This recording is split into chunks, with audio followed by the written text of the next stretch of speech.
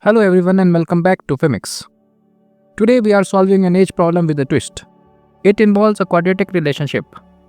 The problem says a man's age is twice the square of his son's age. Then it gives a condition for 8 years later.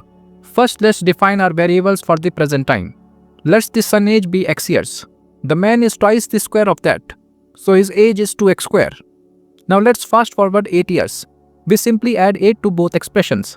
After 8 years, the son age becomes x plus 8, whereas the man becomes 2x square plus 8 years old. Here is the condition. The man's future age is equal to 4 more than 3 times the son's future age. So mathematically, 2x square plus 8 equals 3 times x plus 8 plus 4. Let's turn this into a standard quadratic form. Expand the right side to get 3x square plus 24 plus 4, which equals 3x plus 28. Now bring everything to the left side.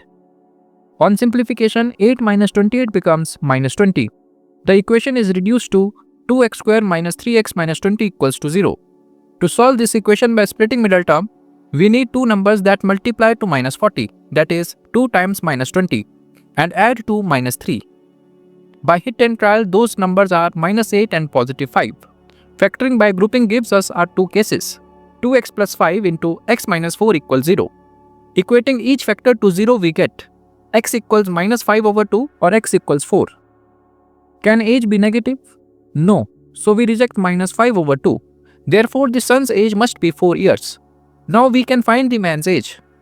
As per the instruction, man's age is twice the square of his son's age. So it becomes 2 times 4 whole square, which equals 2 times 16, which equals 32. Thus, the present age of son is 4 years, while the man is 32 years. So this was it for the video. See you in the next one. Thank you for watching.